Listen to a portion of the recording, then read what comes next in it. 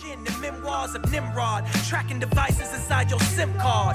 The all-seeing iPhone they use to spy on the masses of the people consumed inside of this cyclone. If my poems can challenge what you rely on, then find another bed to go and lie on. They screaming out.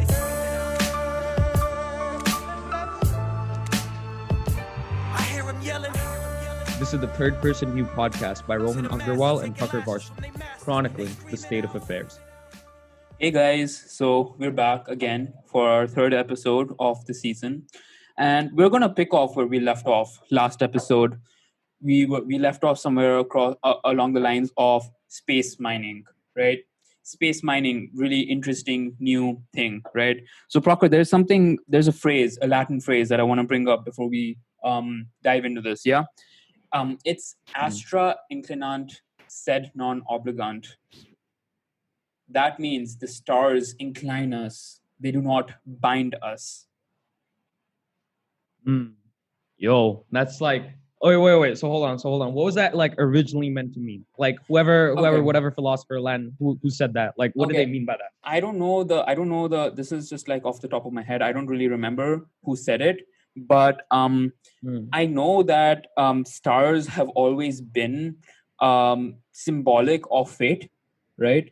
And so like my guess of what this phrase means is that like fate may nudge us in the right direction, but we still have the free will whether to follow our fate or blaze our own path. Oh, like we're not binded. We're not binded, exactly. We are. Yeah. Fate inclines us. It doesn't bind us. Like a fate v free will type of thing, huh? Yeah. It's pretty interesting, isn't it? Yeah, it's like, we were talking about asteroid mining and like all this shit like regarding space last time. And it's kind of interesting, we don't think about it much, but it's like, where are we meant to go as humans, right? Like, we were put on this earth. We came basically like, I don't know where it came out of evolution, right? What's next for us? Everyone always talking about like, global warming is going to end the planet in 50 years, or we're going to run out of material resources in 60 years, or there's some very serious, like, very serious socioeconomic issues that'll like collapse society as we know it in like the next 20 years. And it's like, that's really interesting that you bring that up, because it's like, are we bound to this earth, or are we for more? Like they were talking about the stars. Right? Are we meant for the stars? Exactly. And we were talking about this like this like crazy concept. I don't think many people know it, but like we were talking like last time about how we were talking about it from a money perspective, but like we'll just delve into it more, like how space mining or just going into space, the exploration of space as humans is going to be almost our future. Like just explain real quick, like I'm sure a lot of people don't know like about space mining or, Okay. Yeah. That's smart. So like before we like delve into this, maybe, like Proctor said, right? So space mining, okay. It's a pretty like, I'm pretty sure all of you guys get it. It's a pretty like straightforward term, but basically what it entails is that we humans, we blast off into space. We land on some asteroids, moons, tiny moons, protoplanets, all of these tiny things that float around in space, and we mine. And the reason for this is that it's these planets, these protoplanets, these asteroids, all of these things have so many resources that we on Earth find it so difficult to extract. Okay, let's backtrack really quick to the Big Bang, right?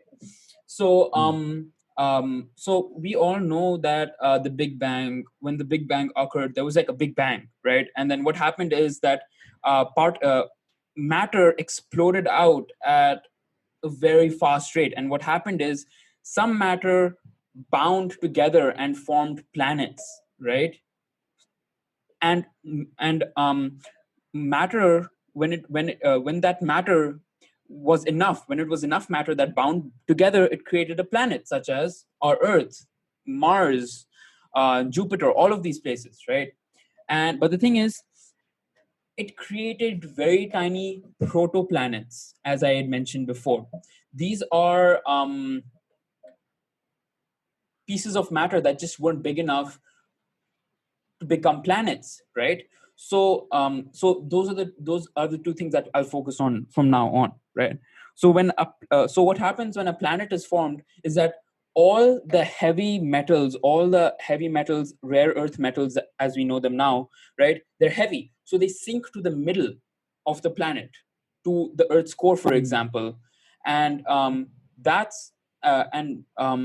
that's why they're rare earth metals. Like, it's really tough to get them because we have to drill so deep down to obtain them, right? But the thing with protoplanets, asteroids, is that since they weren't big enough, they didn't follow the same cooling process as the Earth did. What happened is these protoplanets, they just cooled, but the heavy metals and all these materials, they didn't sink to the middle. They're on the surface, making them way more accessible. So if you think about it, mining on protoplanets would be far more efficient and better for us, because we'll have to put in less work, we'll get higher returns. It'll be we'll just have to move less material and we'll get a higher return, right? But see, here's the thing. Like, this is like cool. It sounds great, right? All these resources on these protoplanets, on these asteroids, whatever, we could get them, and we could, solve our resource crisis at Earth. Maybe even, go as far like, the mining industry on Earth, very unethical, very damaging to the planet, environmentally, socially as well. And we could solve these problems by getting our resources from outside, conserving our own Earth, right? But it's like, how do you even get there? Humans have only really ventured into space in the last 60, 70 years. And since then, our advancements haven't been super duper significant. We went to the moon, right? The US went to the moon. Even, as recently as 2019, India had a mission, Israel had a mission to the moon. They had landing failures, It's like, there's these concepts, right? Of let's go out to these protoplanets, and let's go out to these little moons or something, and let's mine them for their natural resources, so that we can get all of these problems, all of these issues at home solved.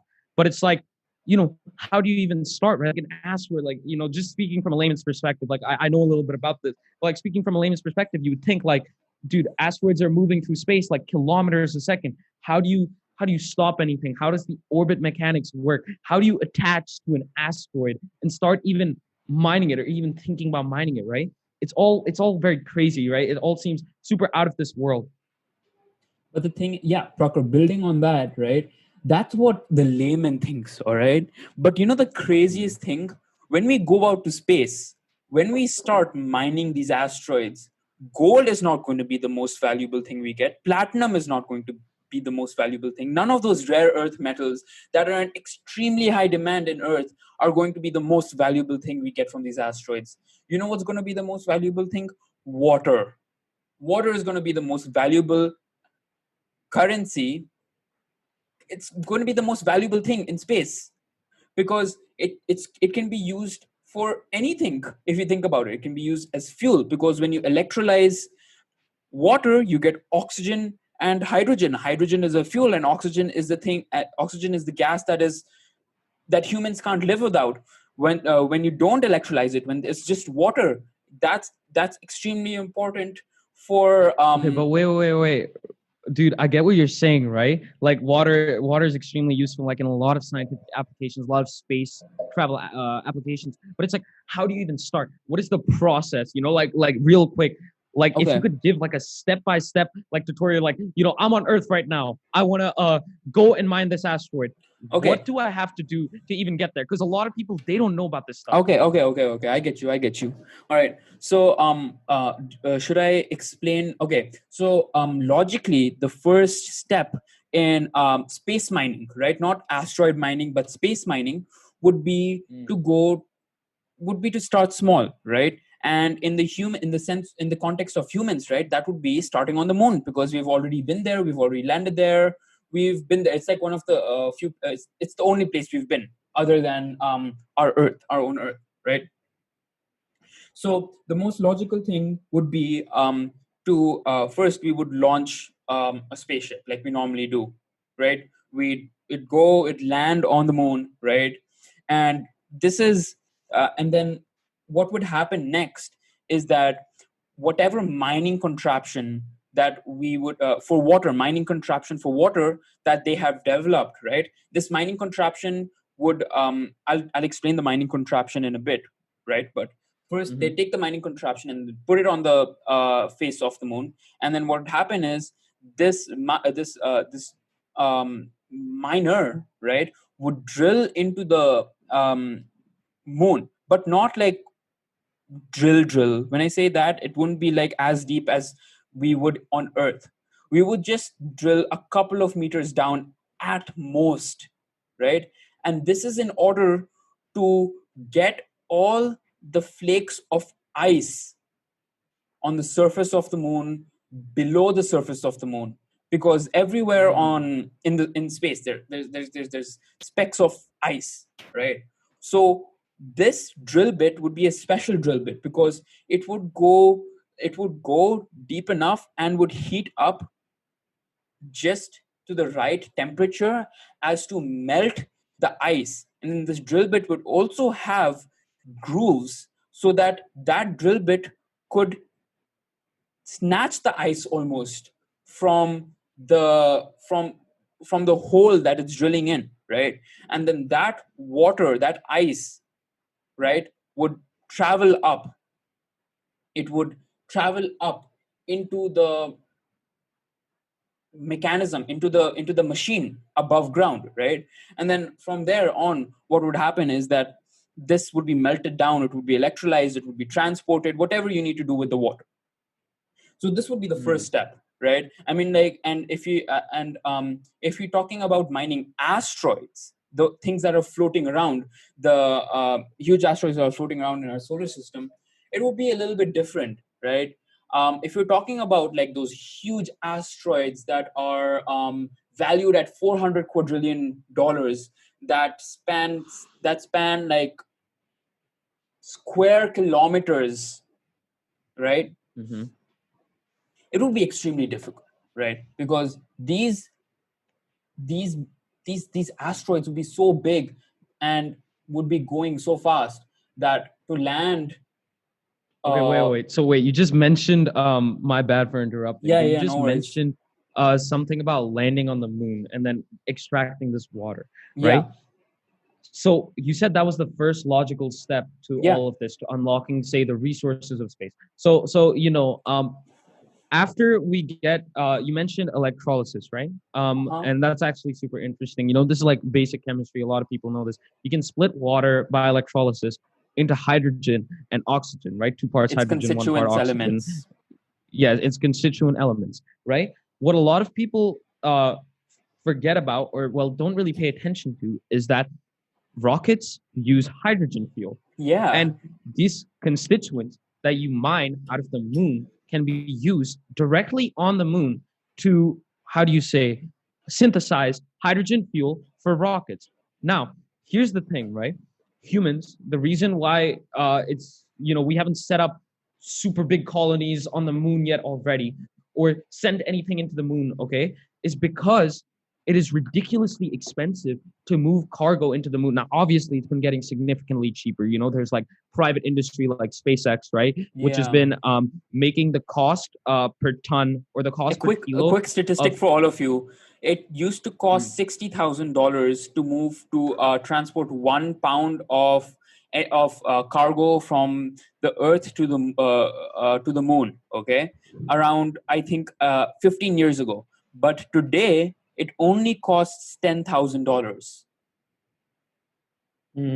See, that's crazy, right? It makes it much easier to, like governments, like, and like people, they all still operate on the same thing. Everyone needs money, right? So it's like it makes it a lot easier to, justify that, and to go out into space.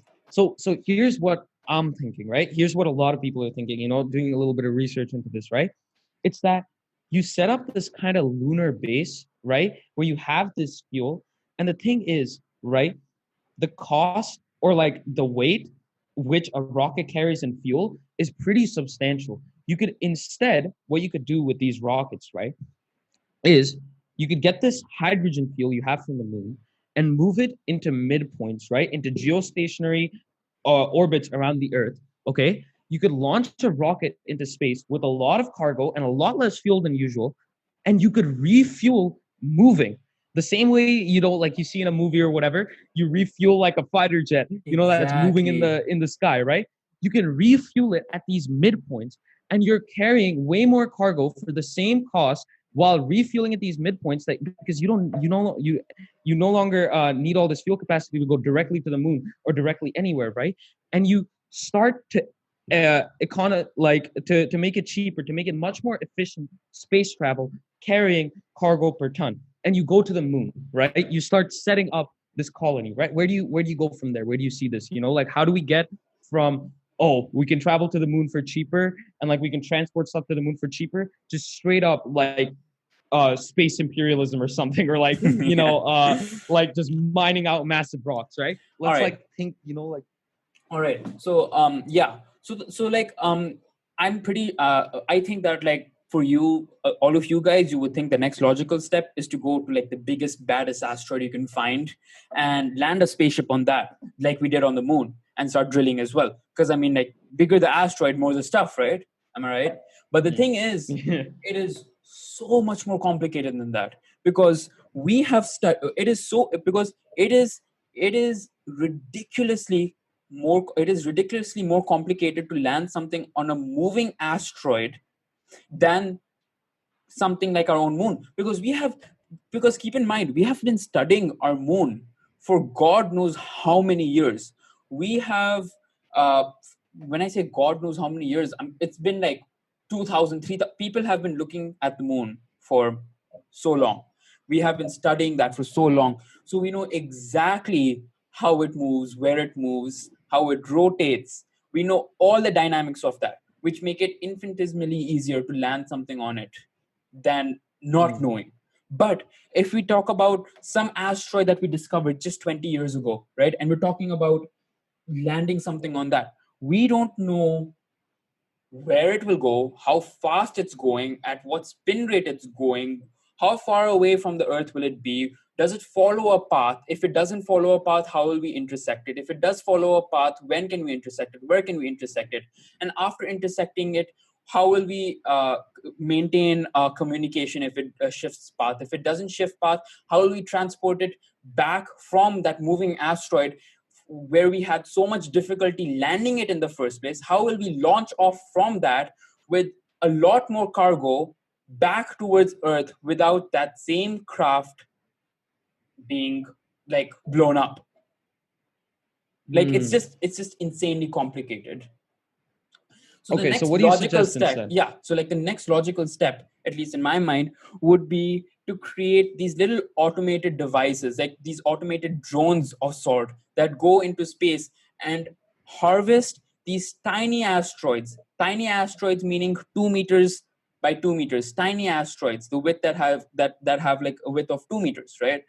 So these drones of sort, I'm just going to call them drones from now on, right? So these drones would I've encountered two like types of these drones till now, right? The first one following the same principles as of the moon, where they land on these tiny, much tinier drones land on the surface, drill a little bit, get the water, blast off, and go to the next asteroid, and just repeat that process until they're out of juice, right?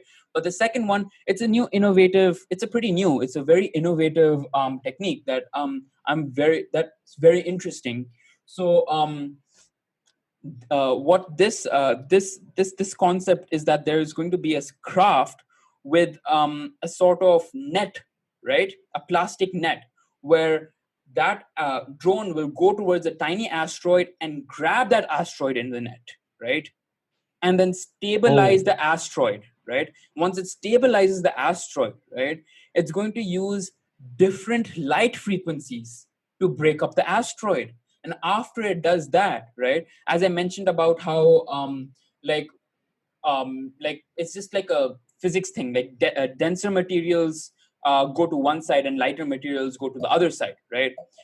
The same drone will use sound waves to stimulate that, or not sound waves, just another light waves again, because sound waves can't move in space, right? It's just going to use light waves to almost like separate all of these materials, and then it's just going to grab all the crystallized ice or whatever it is that they want from that material, right?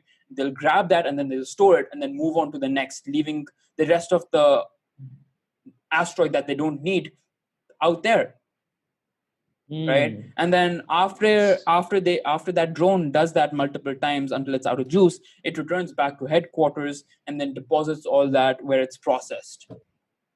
Oh, okay. And you know what I'm thinking? This is so I was talking earlier, right? We were talking earlier about how um having these little like fueling spots in the middle between, say, the Earth and the Moon would make it a lot cheaper, right? To take stuff across the moon back to the Earth, right? Now, what if we have not just fueling spots in between, like, you know, these asteroids and this and Earth or whatever? What if we start at the moon, right? Because I've heard about this, right? A very big problem with the reason that a lot of fuel is used on spacecrafts is because they have to escape the gravitational pull of the Earth, which is ridiculously strong, right? Now, see, the way gravity works, right? It's like you go down, like in terms of radius, comparatively, gravity reduces significantly. You know the formula we learned in physics, F equals like m1 m2 over r square, right? It squares down, you know, like, so it goes down like exponentially, you know. So the moon, it's a much smaller massive body, and it's like, if you can create a lunar base there and you can start doing your mining operation from there, if you can launch an asteroid from there or to there, right? You start making things really, really cheap and really, really economic. And you were talking about, like, you know, small asteroids, right? Would get these little almost, you know, plastic bag like structures, right? With these drones, and would capture all of these resources. What if, right, instead of bringing it all the way back to the Earth, right, which would be a lot of travel, which would be a lot of fuel, then you'd have to like escape back to the asteroid, right? Bring it back to the moon, and set up a base there. Yeah, that reminds me of something else as well. This reminds me of the economic point of this whole endeavor as well, right? So, as mentioned before, there are asteroids that are worth upward of 400 quadrillion dollars, right? In terms of the value of materials on it, right? For example, gold, rare earth metals, things that are in very low supply on the planet Earth, right? But are very prevalent on those asteroids, right? So, so as Prakar was saying, as you were saying, right? Instead of if we can just bring those materials back to the moon, but the thing is, if you bring those materials back to Earth, it's just going to crash the world's economy, because there's going to be such a surplus of the things that were so. It's going to cause a surplus of things that were so coveted and so expensive, right? And like another thing is like how gold is used as a money haven, right? It's, you invest the money in it and you know it's safe, because gold isn't increasing in quantity anytime soon. Right? This is genius, man. Yeah. So like if you bring a lot of gold back into the Earth, the value of gold will just plummet, the value of platinum will plummet, the value of iridium will plummet. All these things will plummet, and it'll just cause the world's economy to crash, which is not good for the world, right? So that is why there's the concept of something called a space economy, an economy that is completely independent that of to the Earth's. Yo, listen, that's actually really clever. Okay, let me just link this back to like an example on Earth we have already of this, right? So during the 40s, right? When we just started mining diamonds and we just started coveting them as rarities, you know, there was a lot of like they have a lot of practical uses, sure, but the reason they were so expensive was because of their rarity and because of how much like society coveted them, like, you know, like wedding, whatever, like just flashed out, like iced out, right? So what happened was in the 40s, 50s, 60s, right?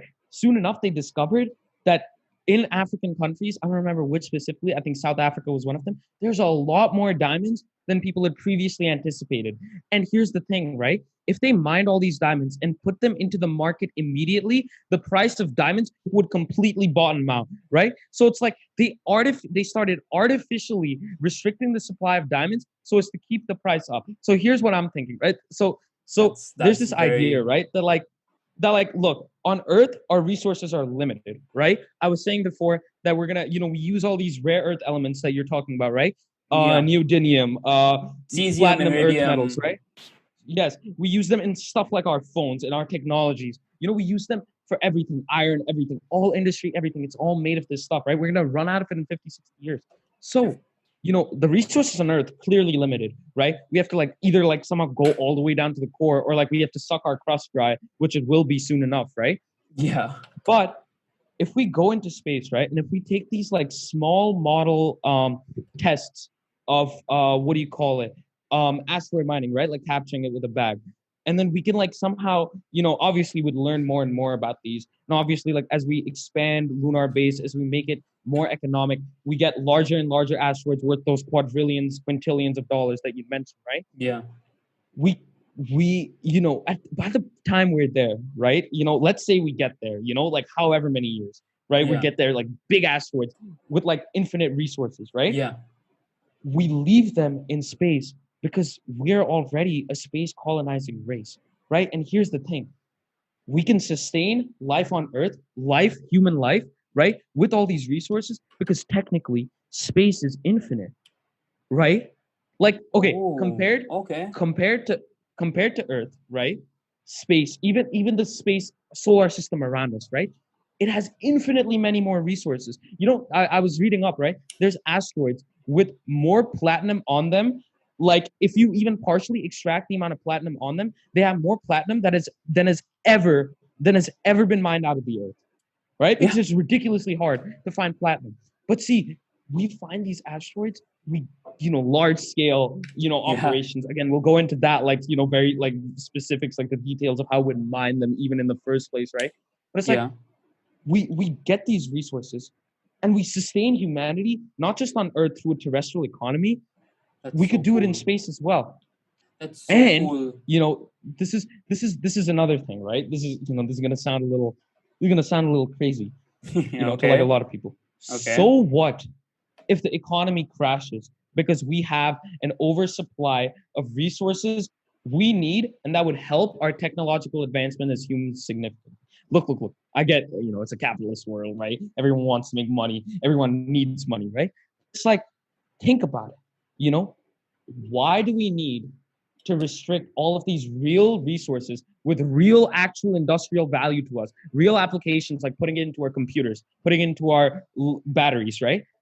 Why restrict that? Why hold humanity back in the first place? Bring it all back to Earth, man. Go I ahead, have a I have crash the a price. I have a Everyone will I be have a able to. rebuttal for this. I have a rebuttal Oh, that I okay. think falls right between our views. Okay. Mm. So you're talking about artificial. You started talking about artificially controlling the supply of specific materials, right? Yes. But you assumed that there would be one economy spanning across the entire human race, right? But if we establish two completely independent economies, one on Earth and one in space, right? Mm. And the space economy sells these materials to Earth, and the Earth sells things to the space economy, the supply would already be controlled as well as the demand, as per the laws of Mm. economics, right?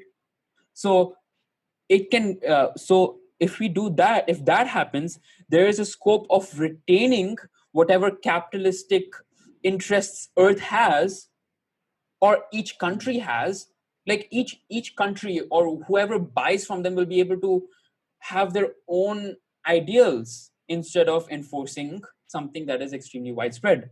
Does that make Okay, sense? but Does that? hold on, man. Hold on. Okay, this is the scary part of all this. Okay, Okay. and again, you Okay. can link it back to stuff that has happened on Earth before, right?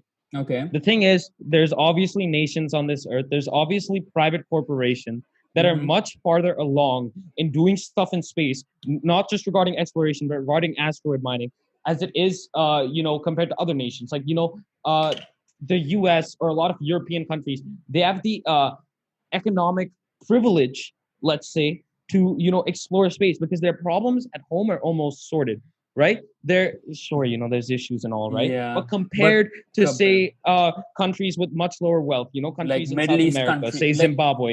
just Yes, like countries exactly. that aren't as what's it called established. Yeah, countries which haven't had space programs that have gone into that have gone into space or even done anything in the first place. There's only a very limited handful of countries which have ever even gone into space, right? With ever Yeah, like us like a thing like land on the moon even, right? yeah. So it's like who gets there first? Who starts the first space economy? And then who can leverage the earth, right? For like Oh prices, right? man, Which that is nation, right? That's like ultra capitalism. You that's can really some exploit, like, think about it. If we go 40 years into the future and, one country or one private corporation has like a monopoly on the space mining industry, on the space mining technology, right? They've patented it, they've figured it out, right? What's to stop them from just completely saying, listen, we know you need this, so we're gonna sell it to you for like $1 million a gram. Like, what's to stop people, right? And that's the that thing, is yo. that is that is something I feel like it will be taken care of as time progresses, right? I mean, we've seen instances of this as well on Earth. Okay, bear with me, right? There were instances, for example, the diamond example you were using, right? Their Yes. artificial control of the supply resulted in laws, right? These laws told these diamond companies what they could do and not do in terms of controlling the supply, right? So I Yes. feel like, I mean, like, so far we only have one law concerning space, the 1967 space treaty thing, where no Yeah, yeah. country can declare a land as their own, right? But as time goes along, as this whole space mining thing really flourishes and comes and becomes reality, I know that laws will really, there will be laws that are implemented. And Yeah. talking about laws and legality of space, right? There's something that I think we've all like had a little like we've all like, it's a crazy idea, right, that we've all had as a 7-year-old. There can be a real possibility of space pirates. Space pirates. What do Yeah, you mean? like if you think about it, right? It happened in the 70s and in the 1700s and 1800s with the ships going back and forth from the US to UK and Spain, right?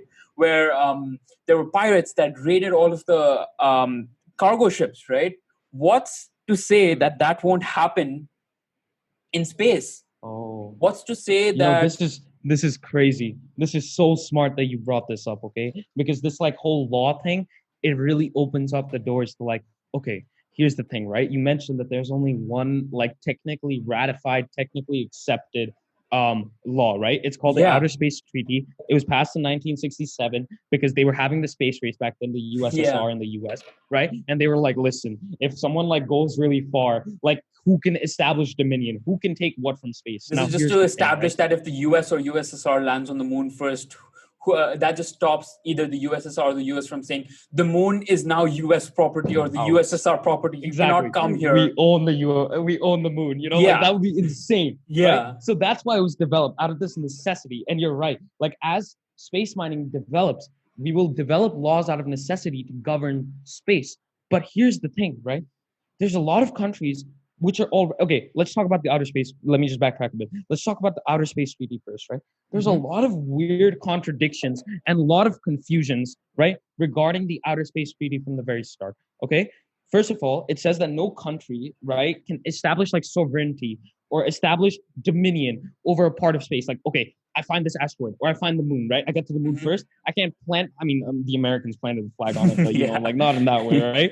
Not in the manifest destiny Yeah. way, not yet, Yeah. right? Yeah. Uh, you can't plant a flag on it. You can't just say, listen, our property, right? There's Hmm. this thing. It says that the space is the common heritage of mankind. That's an interesting choice of words. Common No one can access have a private. resource. I don't know if Kind of, all, yes. if But I see, don't know. here's the thing. Yeah. Here's the economics of it. Right. Yeah. Um, Here's the thing though. There are a lot of weird contradictions, not just with domestic law, but in the outer space treaty itself. It says like, for example, if some like private entity can get resources or exploit space for its resources, right? That it can completely own them. So, okay, listen, I can be America, right? And I can not own the moon. I cannot have any dominion over it, right? But I can go to the moon, and if I find some like, or you know, let's say an asteroid, right? If I go to this asteroid that's worth 400 quadrillion, I can take these resources out, and they're mine. I can sell them to whoever, but at the same time, I don't own them. So it's like, you know That what I'm that saying? that Like, that reminds me of something extremely. Oh wait, sorry, I interrupted you. Let you finish, and then I'll like go ahead. Sorry, my yeah, bad. yeah. Okay, and this links to like domestic laws too. Now listen, you know, people have been anticipating, right? Like in the last 20 years, they're like, hey, we're gonna go into space, we're gonna start asteroid mining, and we're gonna like get like infinite resources and like infinite whatever. So the two countries which have actually passed laws domestically, Luxembourg and the United States more notably, have completely stated that if there's a private entity that goes into space, anything is up for commercial use. You know, anything. Like you can, dude, like go into space, get whatever. Like That's, it incentivizes oh it man, incentivizes private corporations to go into space. Now here's the thing, right? Again, monopoly control, monopoly power, and the ethics that's just side of crazy, me. right? Yeah, the ethics side of me is just like going off right now. Like there are like multiple alarms in my head going off right now from the ethics perspective. Because if we think about it, the Earth is the only thing we can really claim ownership of as a human race, right, Procker? I think we were talking about this as well, about how for the sole reason that we are the highest functioning creatures on the planet Earth, we the burden of the responsibility of the planet falls upon our shoulders as the human race, right? Oh, So see, that's the thing. Go ahead. so technically the Earth's the only thing we can really not even claim ownership to, claim responsibility and claim an obligation to, right? Hmm. But if we go into space, what are the ethics of mining asteroids that aren't even ours? What are the ethics of us going to a planet and destroying it the same way we have destroyed our planet? What's stopping us Oh, there? What's stopping us? Like this may seem really far fetched, but have you watched the movie the Star Trekker's Guide to the Galaxy? is it the Hitchhiker's Guide? Hitchhiker's I Guide to haven't the watched it. Galaxy. I haven't watched Okay, it, but I've heard it. Go on though. yeah. So basically, there's a scene in it where there where this federation, this enterprise, a space enterprise, right, decides to demolish a planet to make space for a freeway, for an intergalactic freeway, right? See, and the thing is, the people on that planet didn't even know a federation existed. They didn't know anything outside Oh, of their planet existed, but that planet was still hmm. destroyed to make, Oh, for the interest of something they didn't know existed, something in outer space. I think we can draw a parallel from that to what we're talking about now. So if we go ahead and destroy something, right, that we don't know affects that, like if we go ahead and destroy, for example, an asteroid, right, and then 2 years later some aliens return to it, say as their they're like, because man, it's where's our house? yeah, where's our house, right? Like this was Oh our no. vacation home, this was supposed to be, you're supposed to come here, right? So if that happened on planet Earth, that would be destruction of property, and that would be like what, years in jail, right? So Yes. at what point does our jurisdiction as human beings ethically Oh. end? Okay, but here's the thing. You want to get really meta about it. You want to get really, no, not Okay, TOK, but like, you know, okay, philosophical about it. You okay. know, if you think about it, right? Whoever put humans in charge of the earth or like responsible. Look. I know that technically speaking, listen, this is gonna sound crazy, right? But just hear me out, right? Listen. Sure, technically speaking, we're the smartest. And we developed these tools and we developed all of these things, right? That allowed us to slowly take over the earth as humans, right? We walk around earth and a lot of it is very civilized, right? Where in fact we walk around earth like we own it, right? There's Hmm. the Amazon forest. We're going through that, destroying it every day. And only very recently has the ideas of, environmental conservation or like protection of other species, right, came into our heads, right? Mm-hmm. But it's like, dude, whoever said the earth was ours? Listen, think about it. From the very start, right? We were animals like everyone else, Yeah. and we had the intelligence, we had the evolved intelligence to develop tools. We developed fire, we developed the wheel, and we developed, we had the Iron Age and the Bronze Age, and we kept going from there, right? I'm not sure about Mm-hmm. the exact history, but eventually we have these like massive civilizations. We own the earth, right? We Yeah. mine into it and we take all these resources. Mm-hmm. But don't all the animals on earth technically have the same ownership of earth as we do? Right? Don't Aren't they also That's living very beings, interesting. creatures of the earth? Right? Like what is justified us even taking over our earth or even having jurisdiction of That's our earth, very, let very alone all true. of space? And it's That's like, very listen, true. forget about like, some like extraterrestrial life forms existing. Why should we, sure, you can say space is infinite, right? Why should we have the right even to go into space and pillage these resources, as you said, that are not technically ours? Very, very, very interesting thing that you bring up, right? It's very interesting that you bring this up because this just made me think about the laws you said Luxembourg and USA passed, right? About how anything you come like you like go like you go to the you go to space and you're like, this is mine now. I will take it. I will uh, extract whatever and I will sell it as my own, right? Hmm. That just made me think that these policies are very capitalist centric.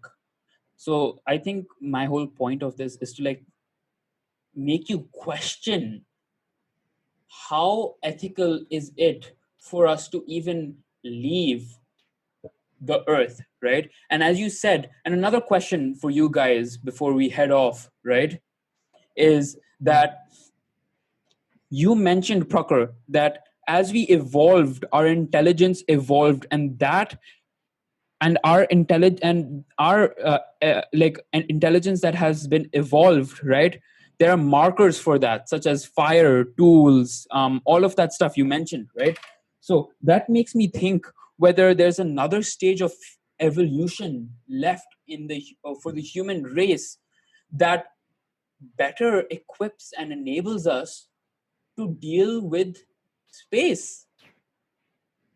Because Mm. until now, right, until now we've evolved as physically and mentally to combat challenges we have faced, right? Yep. So that just makes me question, is there another roadblock left in terms of evolution before we reach the point where we are effectively able to cultivate space? There's so much to talk about with this, right? Yeah. Like, listen, this episode, right? I feel like this was really long. Like, this must have been at least 40 minutes, right? Yeah. Um, Yeah. there's so much to talk about. Uh, and it's like, not like with the ethics, with the engineering, with the technology. It's like, people don't think about it much, right? Because like we're kind of focused on our problems at Earth, especially right now. Yeah. But it's Yeah. like, realistically, could we go into space and solve the problems with the Earth? Think about it, right? I was talking about like reducing prices, reducing the inethicalities of some of our work laws, of some of our mining, right? Could That's we, if we were true. extracting resources from space and bringing That's it back, just very not do anything on Earth interesting. and just make it like a haven, like we're just like living space? That's You know, very, very it's interesting. it's all these questions, man, and it's like, you know what? We got to talk about this more, and we got to talk about this next time. And with that, I feel like this is like a good point where Yeah. I think this season, we're talking about money, we were talking about all of these things, these ideas. I think that's where this season, it's like a perfect place to end it and talk about, this insanely deep and interesting topic that no one ever really talks about, right? So much too. And like, we got to be back, man. We got to come, Yeah. And see more about this. I think there's something, and I think it would be nice to end this episode off with this for some food for thought. Are the stars really the limit for us? Hmm. You know, Are we bound here, or do are we we bound determine it here, ourselves? or are we actually binded to the stars, as we had mentioned before in the start of our episode? So just to end off our episode of Astra Inclinant, sed non obligant, that's just some food for thought for all of you guys. So it's very Well, I nice. guess Yeah, I guess it's time up. I guess we'll see you in season Yeah. 2. Season 2, here we go, Season guys. 2. I'm so glad, so happy. We're so grateful for you guys listening. If you've made it through an entire season, we're very proud of you and also very surprised. Right? Very surprised. Honestly. All right. Yeah, Bye, but guys. next season is just gonna be better. We're just gonna Yeah. upgrade, and peace, guys. See you. Peace. To the masses, taking lashes from their masters. They screaming out.